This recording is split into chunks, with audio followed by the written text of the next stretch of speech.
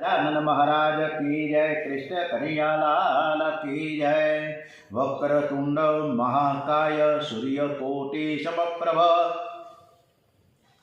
निर्विघ्नं कुरु मे देव सर्वकार्येषु सर्वदा। ओम श्री हनुमान जी महाराज की जय। मनोजवं मारुततुल्यवेगं जितेन्द्रियं बुद्धिमतां वरिष्ठं वातात्मजं वानरयोद्धमुख्यं श्रीरामदूतं शरणं प्रपद्ये। श्री हनुमान जी महाराज की जय। श्री रामचंद्र भगवान की जय। श्री गायत्री मात की जय। ओम श्री सोमनाथ महादेव की जय। ओम श्री भारत माता की जय। वंदे वेद मातरम। ओम नमो भगवते वासुदेवाय। श्री भागवत भगवान जी महाराज की जय। सौनु करो कल्याण हे दयाळु प्रभु, सौनु करो कल्याण। ये मालिक तेरे बंदे हम। सरस मजानु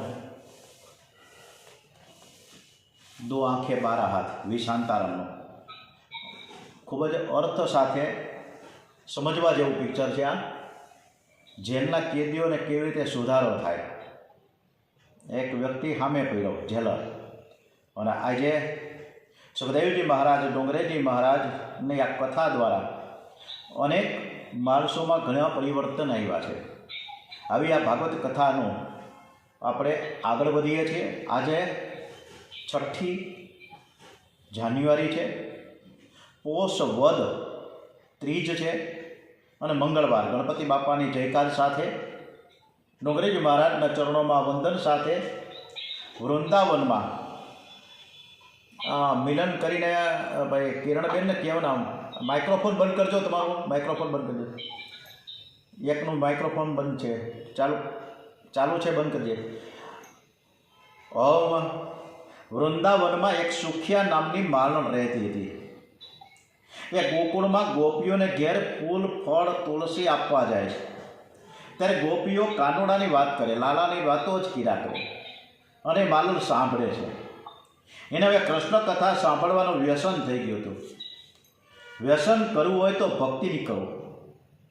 આપણે પણ સવારના આ ઠંડીની ઋતુમાં સવારના 8 વાગે, કોઈ વાર 8:15 વાગે સરસ મજાની કથા કરવા માટે બેસી જાય છે। એ પણ એક આપણું વ્યસન છે। તો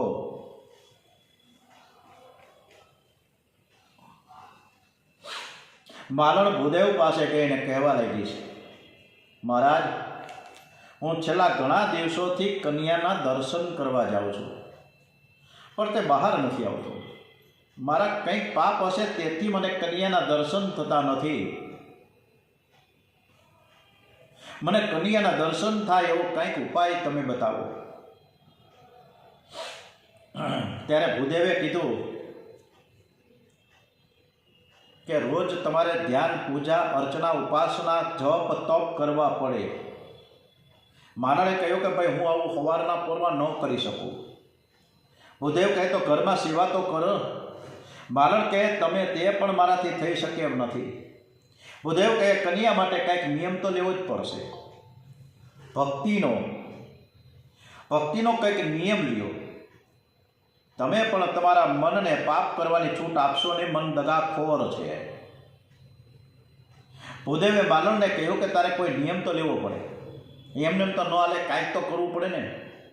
ત્યારે ભૂદેવે માલણને અનેક પ્રકારના જુદા જુદા સાધનો, તપશ્ચર્યા, 2 માળા કરો, 5 માળા કરો, હનુમાન ચાલીસાના પાઠ કરો, શ્રી કૃષ્ણ શરણમ મમ, તો માલણે બધી ના પાડતી, ભાઈ આવું બધું મારી પાસે ટાઈમ ન હોય। ત્યારે છેલ્લે ભૂદેવે એવું કીધું કે તારાથી બીજું કંઈ નહીં થઈ શકે, ચાલો વાંધો નહીં, પણ નંદ બાબાના રાજમહેલને ફરતે રોજ 108 પ્રદક્ષિણા કરજે, તારા પાપ બળશે। પ્રભુને તારી ઉપર દયા કોક દી તો આવી જ જશે। પ્રદક્ષિણા કરતા કરતા પરમાત્માને પ્રાર્થના કરજે કે હે પ્રભુ મારે તમારા દર્શન કરવા છે, 3 વર્ષ સુધી આ પ્રદક્ષિણાનો નિયમ રાખજે। માલણ વિચારે છે કે ભૂદેવની આ વાત બરાબર છે, આમાં ક્યાંય પૈસાનો ખર્ચ નથી, સમયનો પણ કાંઈ છે નહીં. કારણ કે હું તો જવાની જ છું રોજ. હું તો નંદ બાબાના મહેલે તો રોજ જવાની જ છું. તો 108 પ્રદક્ષિણા કરતાં વાર કેટલીક લાગે? ચાલો હું કરીશ. એટલે પાછા એ માલણ ભૂદેવને પૂછે છે કે મારે પ્રદક્ષિણા તો કરવાની છે, પણ કેવી રીતે કરવી?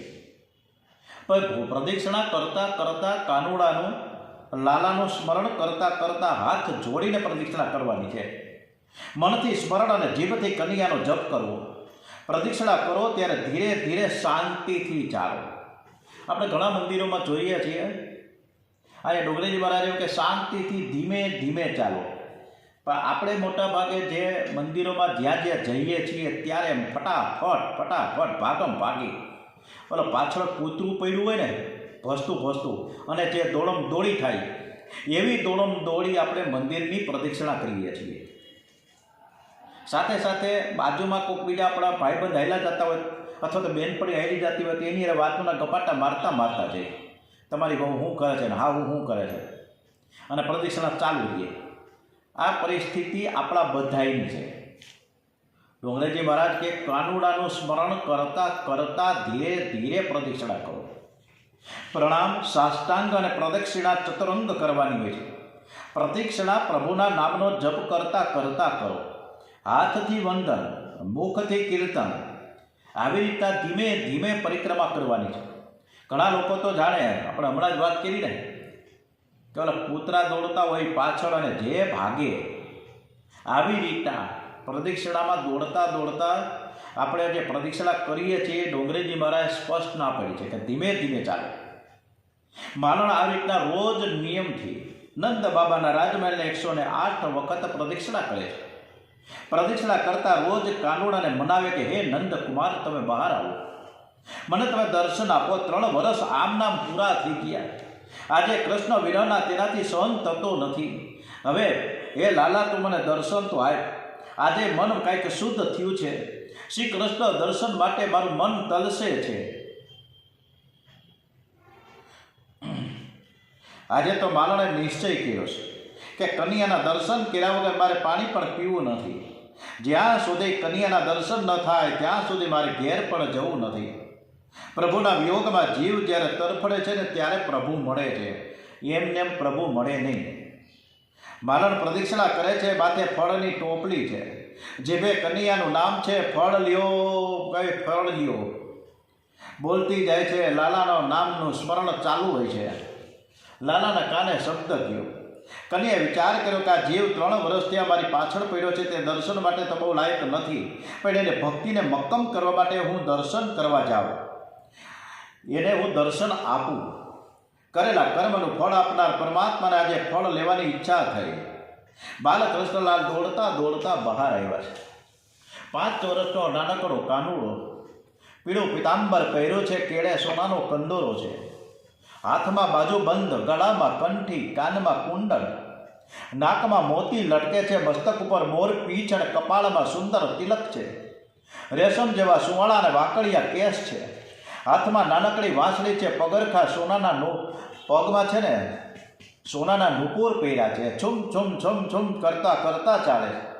એની આંખમાં પ્રેમ ભર્યો છે. એને 2 હાથ લંબાવ્યા માલણની પાસે કે તમે મને ફળ આપો. માલણને બાલકૃષ્ણલાલના દર્શન થયા છે. માલણ વિચાર કરે કે જો હું ફળ આપીશ તો લઈને અંદર ચાલ્યો જશે. એટલે તે કન્યાને કહે કે લાલા, હું ફળ આપવા નથી આવી, હું તો ફળ વેચવા આવી છું, તું થોડું અનાજ લઈ આવ. કણિયો દોડતો ઘરમાં ગયો. માલણે અનાજની માગણી તો કરી, પણ એને ખૂબ દુઃખ થયું, મારી ભૂલ થઈ ગઈ. આ બાળકને ફળ તો શું મારા પ્રાણ આપ્યા હોત તો પણ બહુ જ ઓછા હતા. મારી બુદ્ધિ બગડી ગઈ કે મેં કન્યાને કહ્યું કે હું ફળ વેચવા આવી છું, પણ શું કરું? મેં કાંઈ ખોટું તો કહ્યું નથી. માલણને ચિંતા હતી કે ઘેર ગયા પછી હું શું ખાઈશ. માલણના ઘરમાં 8 કન્યાઓ હતી, એક પણ દીકરો ન હતો. દીકરાને જોયા પછી માલણના મનમાં એવો પ્રેમ જોયો. કન્યાને, કાનુડાને જોયા પછી માલણના મનમાં એવો પ્રેમ જાગ્યો કે આવો દીકરો મને થાય તો સારું. યશોદાજી કન્યાને લઈને ગોદમાં બેસે છે ત્યારે એને કેવો આનંદ મળતો હશે. શું આવો આનંદ કોઈ દિવસ મને થશે? આ વિચાર કરતી તે કન્યાની રાહ જોતી ઊભી રહી. કન્યો 2 મુઠ્ઠી ચોખા ભરીને જે સામેથી આવ્યો અને એનું જે વર્ણન છે માલણને ડુંગરીજી મહારાજે આપણે કર્યું છે. એકદમ આ કથા સાંભળતા સાંભળતા આપણે કનૈયાનું લાલાનું એ કૃષ્ણ કન્યા બાલકૃષ્ણ લાલનું સ્વરૂપનું નિહાળીએ. કાનુડાએ પીળું પિતાંબર પહેર્યું છે. દોડતો દોડતો આવી રહ્યો છે કાનુડો, અને એનું સ્વરૂપ કેવું છે ખૂબ સરસ મજાનો આંખ બંધ કરીને જોઈએ છીએ, આપણે દર્શન કરી રહ્યા છીએ. પીળું પિતાંબર પહેર્યું છે, કેળે સોનાનો કંદોરો, હાથમાં બાજુબંધ, ગળામાં કંઠી ધારણ કે, કાંડમાં કુંડળ, નાકમાં મોતી લટકે, મસ્તક ઉપર મોર પીંછ અને કપાળમાં સુંદર તિલક છે. રેશમ જેવા સુવાળા અને વાંકડિયા કેસ છે. હાથમાં નાનકડી વાંસળી ને પગમાં સોનાના નુપુર પહેર્યા છે. અને છૂમ છૂમ કરતો કરતો હાથમાં એ નાનકડી મુઠ્ઠીમાં અનાજ લઈને દોડતો દોડતો માલણ પાસે આવ્યા છે. અને કન્યાને જોયા પછી માલણના પ્રેમ જાગી ગયો. તરત જ એ કાનુડાને એકી ટસે જોઈ રહી છે. કન્યો આવીને 2 મુઠ્ઠી ચોખા લેવતી ટોપલીમાં નાખ્યા અને પછી કહે કે મને તમે ફળ આપો. માલણના હૃદયમાં પ્રેમ છે, ભાવના થઈ કે કન્યો મારી ગોદમાં આવે, મને માં કહીને બોલાવે, પણ તેને હું કેવી રીતે કહું કે મને માં કહે. માણસ સંકોચને લીધે બોલી શકતી નથી. કન્યાને દયા આવે છે. એની ભાવના છે કે હું એનો દીકરો થાવ, હું બધાનો બાળક છું અને બધાનો બાપ છું, પણ બધાનો દાદો પણ હું જ છું. જીવ જે ભાવ રાખે એ પ્રમાણે પ્રેમ હું કરું છું. માલણને કહે છે કે માં મને ફળ દે. કન્યાએ માલણને માં કહીને બોલાવી, પછી તેની ગોદમાં આવીને બેઠો. માલણના આનંદનો પાર ન રહ્યો. આજે તેની સર્વ ઈચ્છા પૂર્ણ થઈ. તેનો બ્રહ્મ સંબંધ થયો. હજારો વર્ષથી વિખૂટો પડેલો જીવ આજે પ્રભુને મળ્યો છે. અતિશય આનંદ થયો છે. માલણ કનૈયાને કહે કે બેટા, આજે મારી ભૂલ થઈ ગઈ. મેં તારી પાસે અનાજની માંગણી કરી. હવે કોઈ દિવસ હું તારી પાસે કંઈ નહીં માંગું. હું દરરોજ તારા માટે સુંદર સુંદર ફળો લઈ આવીશ. તું જરૂર બહાર આવજે. માલણ કનૈયાને ઉત્તમમાં ઉત્તમ ફળ આપે છે. કનૈયો ફળ લઈને દોડતો દોડતો પાછો ઘરમાં જાય. કનૈયો ઘરમાં ગયો, પણ માલણનું મન ચોરીને ગયો છે. માલણ પાસે તેનું મન રહ્યું જ નથી. માલણ તો પાગલ જેવી થઈ ગઈ છે. એને ઘેર જવાની ઈચ્છા થતી જ નથી, પણ ઘેર ગયા વગર પણ છૂટકો નથી. એણે માથે ટોપલી મૂકી કનૈયાનું સ્મરણ કરતી કરતી ઘરે આવી. અને ઘરે આવ્યા પછી માલણે ટોપલીમાં જોયું તો ટોપલી રત્નોથી ભરેલી છે. એક રત્ન લાખ રૂપિયાનું હતું. એ અજાયબીમાં ગરકાવ થઈ જાય છે. વિચાર કરે કે મારું અનેક જન્મનું દારિદ્ર્ય કનૈયાએ એક જ ઝાટકે દૂર કરી નાખ્યું. તમે જે કથા સાંભળો છો, તમે પ્રભુના નામનો જે જપ કરો છો, તમે જે દાન આપો છો, ત્યાં કરેલા સર્વ સત્કર્મનું પુણ્યરૂપી ફળ શ્રી કૃષ્ણને સમર્પિત કરો. કોઈ પણ સારું કામ કર્યા પછી મેં કર્યું છે ભૂલી જાઓ. જે કરેલા કર્મરૂપી પુણ્યનું ફળ પરમાત્માને અર્પણ કરે છે, તેની ટોપલી હંમેશા પરમાત્મા રત્નોથી ભરેલી રાખે છે. માલણની ટોપલી રત્નોથી છલકાવી દીધી. બ્રહ્મ વિદ્યારૂપી દિવ્ય રત્નો આપ્યા છે. માલણે જીવ છે, ટોપલીએ બુદ્ધિ છે. પરમાત્મા જીવ પાસે સત્કર્મનું ફળ માંગે છે. અને જો તેને સત્કર્મનું ફળ અર્પણ કરશો તો તેમને અનેક ગણું કરીને આપશે. કારણ કે કોઈનો ભાર ન રાખે મુરારી, આપે વ્યાજ શીખે ગર્થ વાળી. તું જે કંઈ કર્મ કરે, તું જે કંઈ ખાય, હવન કરે, દાન કરે, તપ કરે, તે સર્વનું તું મને અર્પણ કર, તો તું મને પ્રાપ્ત થઈશ. માલણના પ્રસંગમાં કર્મનો સિદ્ધાંત વર્ણવવામાં આવ્યો છે. મનુષ્ય જેવું કર્મ કરે છે તેવું તેને ફળ મળે છે. દરેક કર્મ પરમાત્માની આજ્ઞા સમજીને કરો. ભક્તિ અને કર્મમાં અંતર નથી. પરમાત્માને પ્રસન્ન કરવા માટે ફળની ઈચ્છા રેખા વગર જે કર્મ કરે તે કર્મ ભક્તિ બને છે. કર્મમાં ફળની ઈચ્છા રાખો તો એ કર્મમાં કપટ થયું કહેવાય. મનુષ્ય કર્મ કરતી વખતે પરમાત્માની સાથે મનને જોડી રાખે છે તો તેની ક્રિયા એ ભક્તિ છે. વ્યવહારને અતિ શુદ્ધ રાખો. મનુષ્ય જ્યારે નવરો પડે છે ને ત્યારે કર્મહીન થાય છે. ત્યારે તેના મનમાં પાપના વિચારો આવે છે. માટે સતત સત્કાર્ય કરો. પૈસા માટે ધંધો કરવો પડે છે, મહેનત કરો, પણ નોકરી ધંધા કરતા પરમાત્માને ભૂલશો નહીં. પરમાત્માએ જે સ્થિતિમાં રાખ્યા છે તેમાં આનંદ માનો. ફળ કેટલું અને ક્યારે આપવું એ આપણા હાથની વાત નથી, પણ પરમાત્માની ઈચ્છા મુજબ આપણને ફળ મળે છે. શરીરને થાક લાગે ત્યાં સુધી કર્મ કરો. થાક લાગ્યા વગર પથારીમાં પડશો ત્યાં તમારા મનમાં પાપ આવશે. સત્કર્મ કરતા તમને થાક લાગશે તો તરત નિંદ્રા આવી જશે. ત્યારે નિંદ્રા પડે ભક્તિ બની જશે. કનૈયાએ માલણની ટોપલી રત્નોથી ભરી દીધી છે.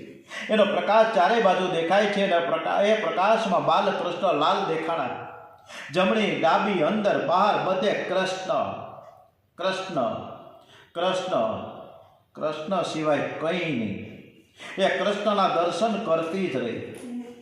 હરે કૃષ્ણ હરે કૃષ્ણ કૃષ્ણ કૃષ્ણ હરે હરે હરે રામ હરે રામ રામ રામ હરે હરે.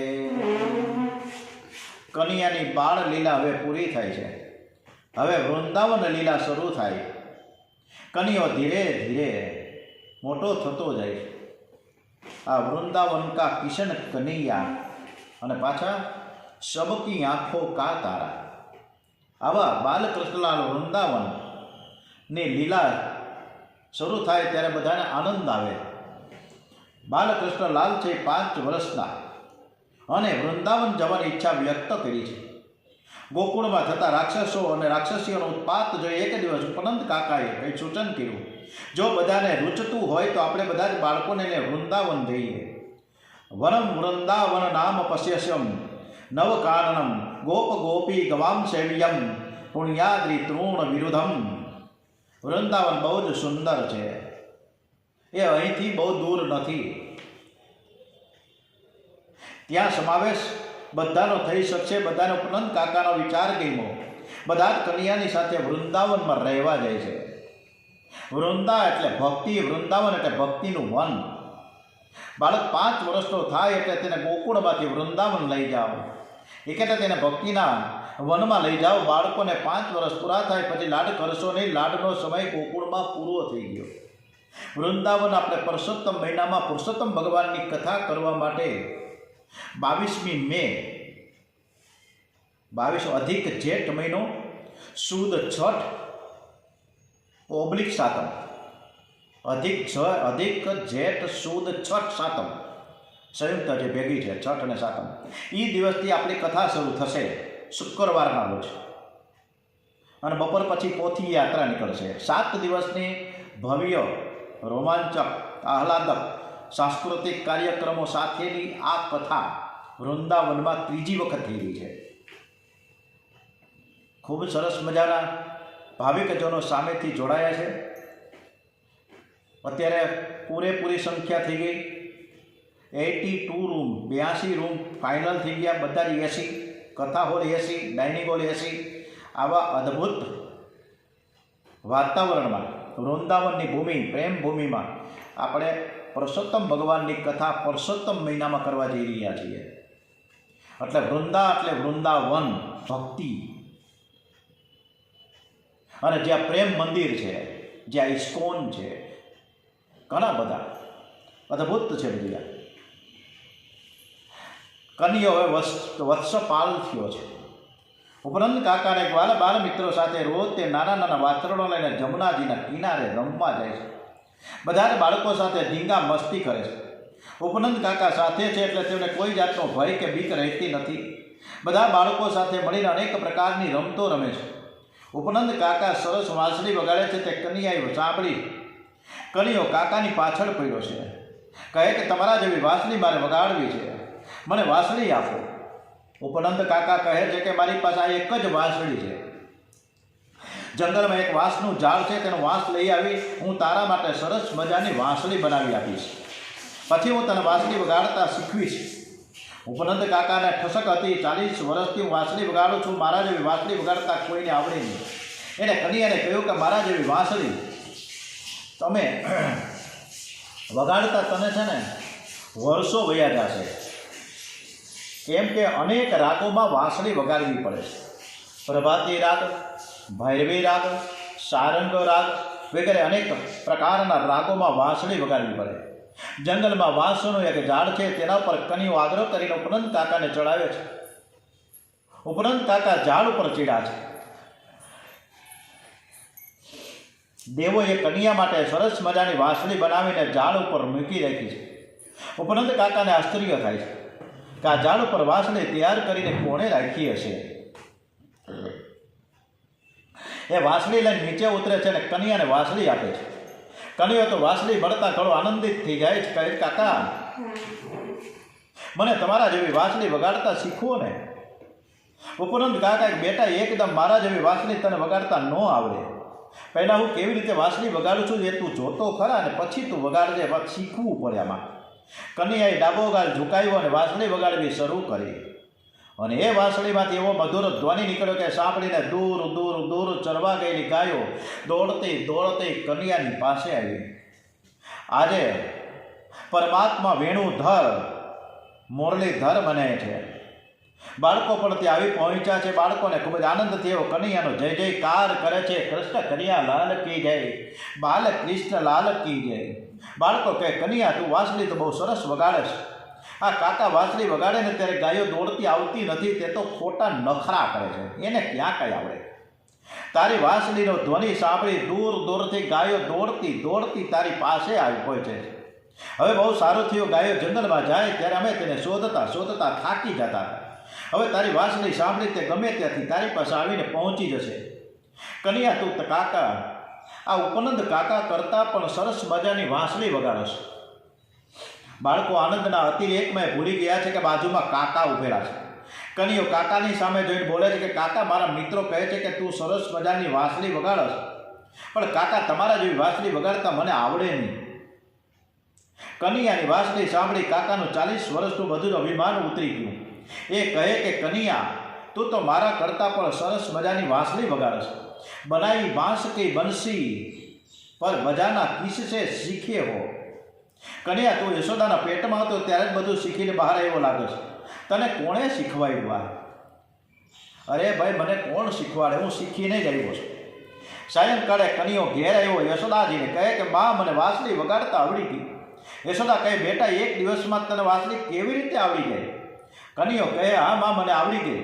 કનૈયો માને વાંસળી વગાડીને સંભળાવે છે. કનૈયાની વાંસળી સાંભળી યશોદા ખૂબ રાજી થયા. એક દિવસ તેમણે બધી જ ગોપીઓને કનૈયાની વાંસળી સાંભળવા પોતાને ત્યાં બોલાવી. કનૈયો ડાબે ખંભે ડાબો ગાલ રાખીને વાંસળી વગાડવા લાગ્યો.